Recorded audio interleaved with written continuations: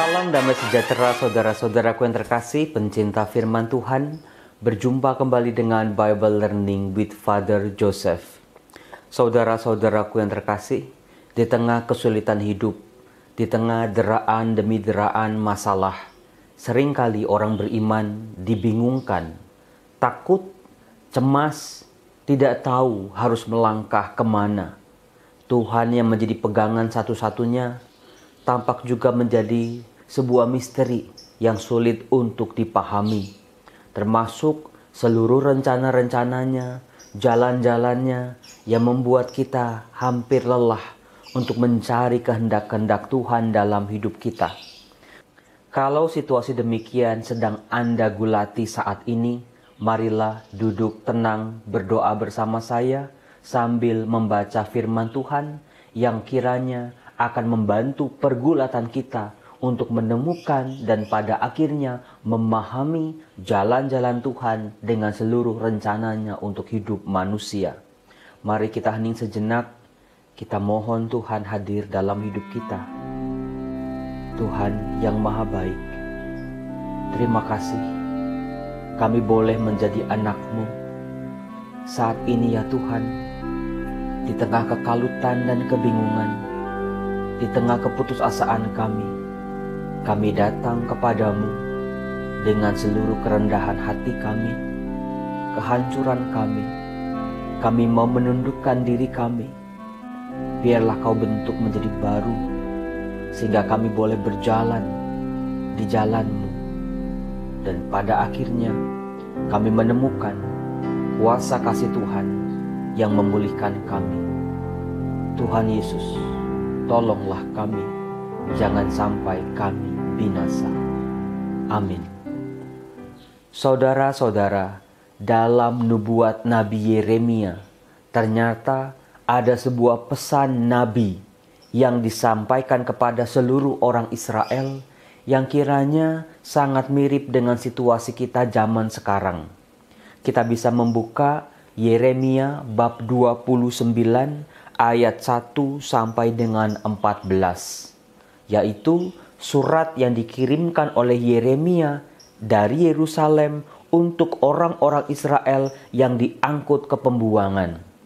Ternyata saudara-saudara, tahun 587 meskipun disebut seringkali sebagai tahun di mana orang Israel dibuang ke Babel, tetapi ternyata orang-orang Israel ini dibuang per kelompok atau per gelombang.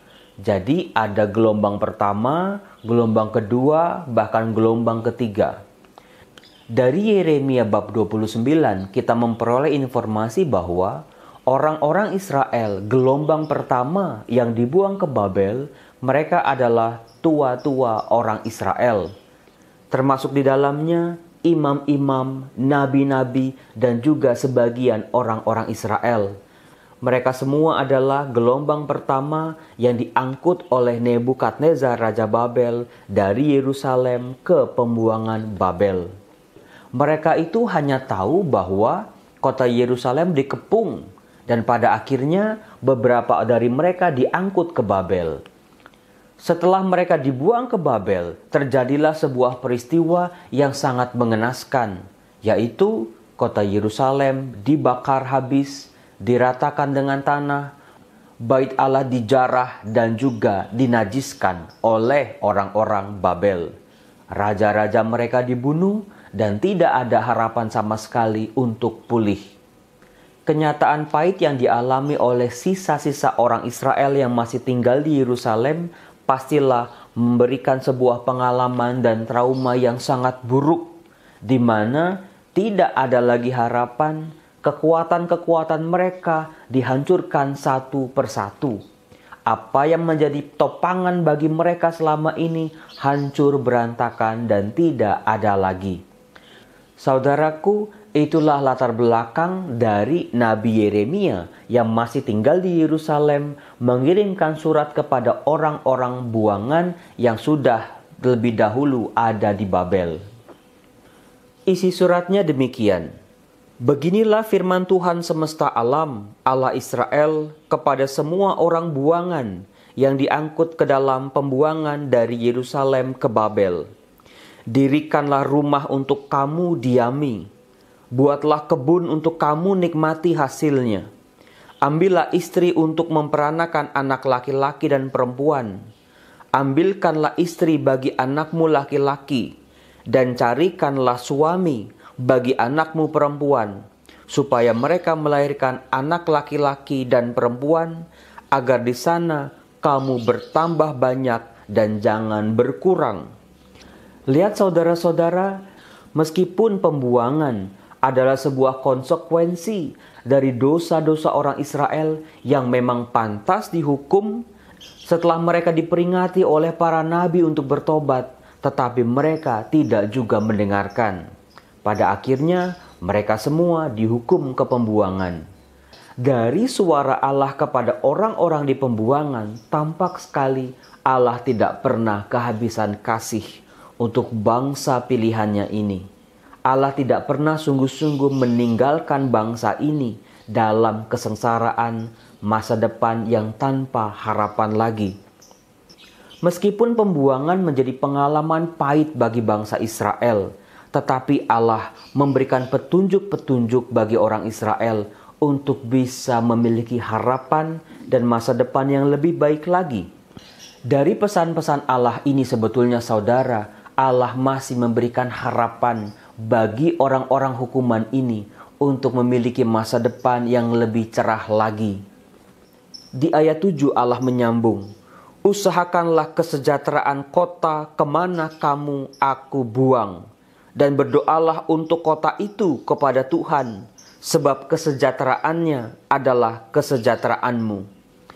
Inilah letak luar biasanya kasih Allah kepada bangsa Israel.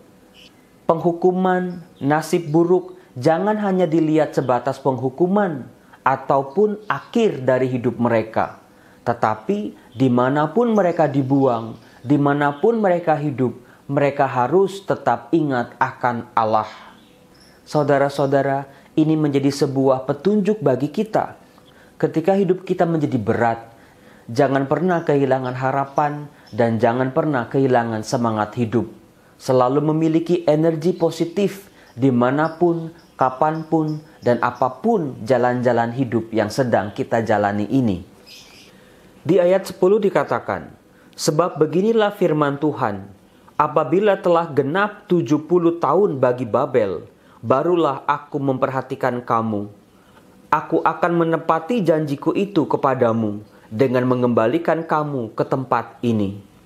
Saudara-saudara, inilah yang seringkali disebut dengan waktu Tuhan, bahwa di balik semua bencana, di balik semua situasi berat dalam hidup manusia, Tuhan punya rencana.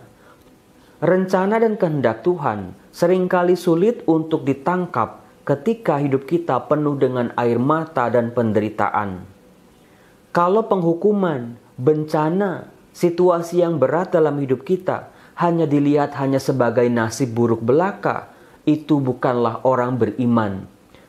Tetapi kekasan orang beriman adalah menemukan rencana Tuhan yang terbaik untuk hidup kita. Di balik penghukuman dan hidup yang menjadi berat, Tuhan sedang mengajarkan kepada kita untuk hidup yang lebih baik lagi, untuk memperbaiki kesalahan-kesalahan kita dan hidup dalam pertobatan yang sejati sebagai anak-anak Tuhan.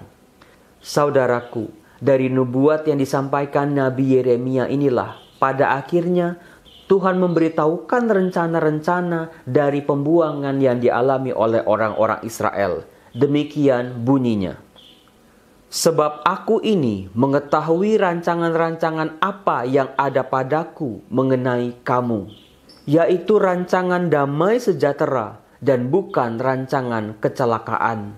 Saudara-saudara, inilah maksud Tuhan.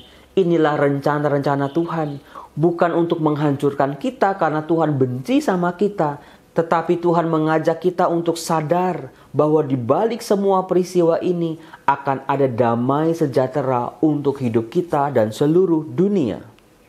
Dilanjutkan, untuk memberikan kepadamu hari depan yang penuh harapan. Saudara-saudara, bila orang Israel termasuk hidup kita terus-menerus hidup dalam kejahatan, percayalah tidak ada masa depan yang lebih baik untuk dunia dan juga diri kita. Dikatakan lebih lanjut, dan apabila kamu berseru dan datang untuk berdoa kepadaku, maka aku akan mendengarkan kamu. Apabila kamu mencari aku, kamu akan menemukan aku. Apabila kamu menanyakan aku dengan segenap hati, maka aku akan memberi kamu menemukan aku. Aku akan memulihkan keadaanmu dan mengumpulkan kamu dari antara segala bangsa dan dari segala tempat kemana kamu telah kucerai-beraikan. Saudara-saudaraku yang terkasih, inilah maksud dan rencana Tuhan di balik peristiwa-peristiwa dalam hidup kita, supaya kita bisa menemukan Allah dan hidup di dalam kasih-Nya.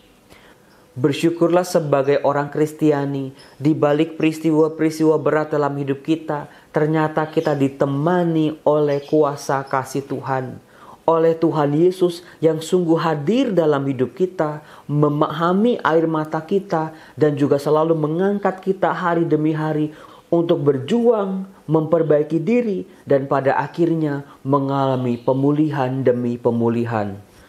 Tuhan Yesus juga pernah mengatakan hal yang sama. Ketuklah maka pintu akan dibukakan bagimu. Carilah maka kamu akan menemukan. Mintalah maka kamu akan mendapat. Saudara-saudara, tantangan dalam hidup kita saat ini di masa corona yang sepertinya tiada akhirnya adalah menemukan dan memahami jalan-jalan Tuhan dan juga membiarkan kuasa Roh Allah memulihkan hidup kita dalam proses memperbaiki diri kita, keluarga kita, dan juga dunia kita. Semoga Tuhan Yesus memberkati hidup kita. Salam damai sejahtera. Amin.